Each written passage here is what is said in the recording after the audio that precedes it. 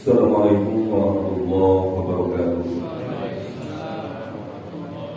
Alhamdulillah, wassalatu wassalamu ala Rasulillah wa ala alihi wa ashabihi wa man tabi'ahum bi ihsan ila yaumil qiyamah.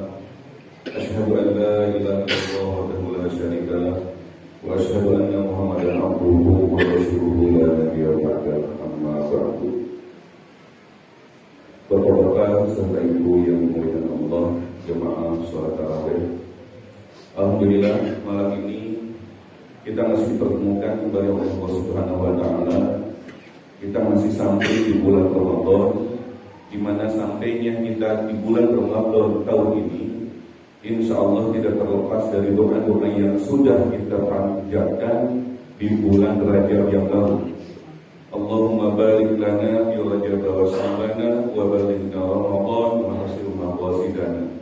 Dari rangkaian doa tersebut, hari ini kita sudah sampai di bulan Ramadan. Artinya doa kita dikabulkan oleh Allah Subhanahu wa Ta'ala. Maka atas terkabulnya doa seperti ini, kita wajib bersyukur. Salah satu bukti bahwa kita bersyukur atas nikmat umur yang sampai pada hari ini, kita tidak akan menyia-nyiakan bulan Ramadan ini diisi dengan perbuatan-perbuatan yang tidak ada manfaatnya. Justru kita akan mengisi bulan Ramadan ini tidak sedetik pun waktu berlalu tanpa makna, tidak sedetik pun waktu berlalu tanpa ibadah kepada Allah Subhanahu wa Ta'ala, sehingga kita akan berusaha menjadikan Ramadan tahun ini menjadi Ramadan terbaik dari Ramadan sebelumnya. Mengapa? Karena bisa jadi, bahkan ini adalah menjadi sebuah keyakinan kita bahwa Ramadan tahun ini lebih dekat kepada kematian dibanding dengan Ramadan tahun yang lalu. Saya akan ingatkan ini selalu kepada Bapak dan Ibu sekalian ketika saya mempunyai kesempatan bahwa Ramadan tahun ini akan lebih dekat kepada kematian dibanding Ramadan tahun yang lalu. Kalau jatah kita umurnya 60 tahun, tahun lalu ya baru 58 tahun ya. Maka kita tinggal punya kesempatan 1 tahun lagi, 59 tahun. Mungkin di tahun 2027 nanti kita sudah tidak bisa, di antara kita sudah tidak ada yang bisa melaksanakan sholat tarawih berjamaah di tempat ini lagi, karena telah diambil oleh Yang Maha Kuasa, telah menghadap kepada Allah Subhanahu wa Ta'ala. Maka siapapun kita, mari kita jadikan Ramadan tahun ini lebih baik daripada Ramadan tahun-tahun yang lalu. Ini saya dari kemarin mikir kayak gini, atau baru malam ini mik yang ini yang kancing, saya rasa engapnya hari ini. Kemarin hari pertama, hari kedua lancar-lancar saja. Kok sekarang jadi engap begini? Mudah-mudahan ya bukannya punya yang baru nih. Kalau ada yang baru dipakai saja.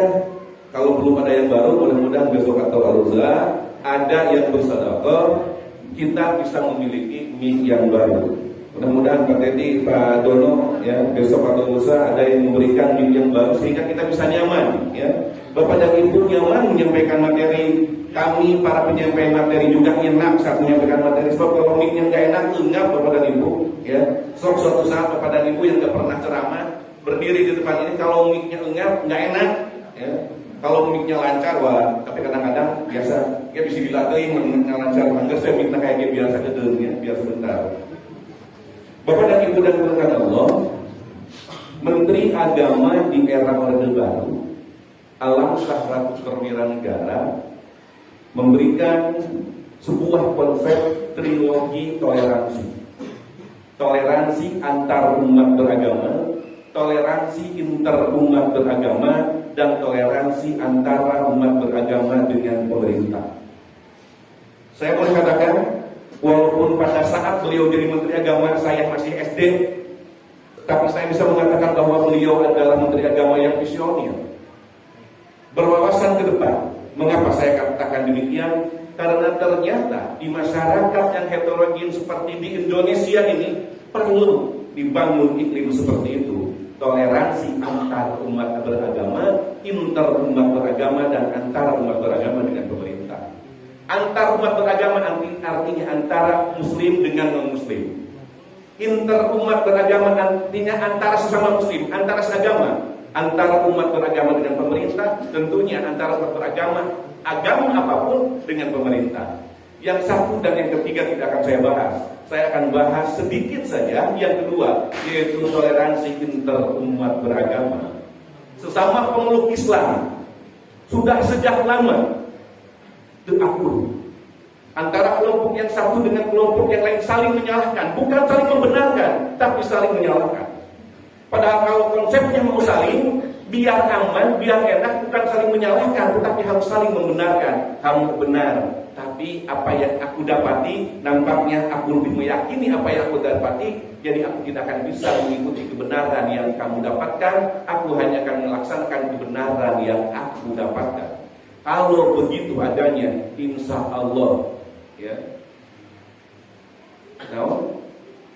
aman, tentram, tertara harja. Kita bakal tenang-tenang saja. Kalau hidup tanpa harus saling menyalahkan, tapi menerima berbagai macam perbedaan. Yang ingin saya sampaikan, 2 malam kemarin saya sholat di Masjid Darut Tauhid, luar biasa indahnya. Selama ini sering terjadi, walaupun alhamdulillah sekarang udah agak adem-adem, kata yang sholat 11 rakaat, yang bener teh 11 rakaat, kata yang 23, yang Abdul Mam 23. Padahal masing-masing memiliki sandaran tersendiri. Yang 11 memiliki sandaran, yang 23 memiliki sandaran. Kalau masing-masing memiliki sandaran, nggak bisa kita saling menyalahkan. Yang jelas, ketika sholat, yuk mari kita sama-sama sholat kita yang sama ke hadapan Allah Subhanahu Wa Taala. Jangan saling ganggu, jangan saling menyalahkan. Pengalaman indah yang saya rasakan saat itu, sebelum sholat dimulai, sholat tarawih dimulai, ada narator yang menyampaikan bahwa di masjid ini mode tarawihnya ada 2 mode. Ada mode 11 rakaat dan ada mode yang 23 rakaat. Yang 11 rakaat dipimpin oleh satu imam sampai 8 rakaat dulu. Nanti yang ketiga rakaat diganti sama imam yang lain. Kemudian yang 23 rakaat, yang 13 rakaatnya, yang 8 rakaat, yang imam 8 rakaat naik lagi. Jadi ada imam yang khusus untuk melaksanakan menjadi imam sholat witir di tempat itu.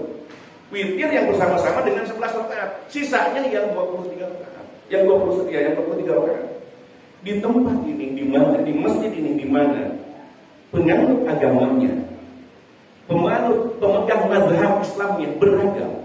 Ya, tidak ada salahnya kalau misalkan dari kemarin sekretaris DKM kita sudah menginformasikan bahwa di tempat ini akan mengakomodir yang 11 rakaat dan yang 23 rakaat. Yang 23 rakaat, ya, nggak usah pergi ke rumah, nggak usah pulang ke rumah, biar saja tetap di sini melaksanakan sholat bersama imam. Mengapa? Karena ada keutamaan yang insya Allah akan saya sampaikan pada malam ini.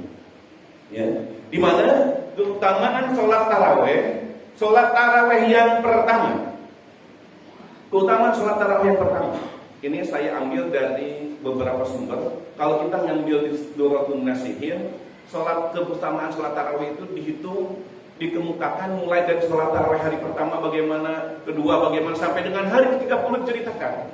Hari yang pertama, maka barang siapa yang melaksanakan sholat tarawih di hari pertama, dia akan diampuni dosa-dosanya seperti, ya, ketika dilahirkan oleh ibunya. Saya tidak akan bahas yang itu. Saya akan bahas sholat tarawih secara umum. Ya. Dalam sebuah hadis disebutkan, "Man qama Ramadhana imanan wa ihtisaban, ghufira lahu ma taqaddama min dhanbihi." Ya.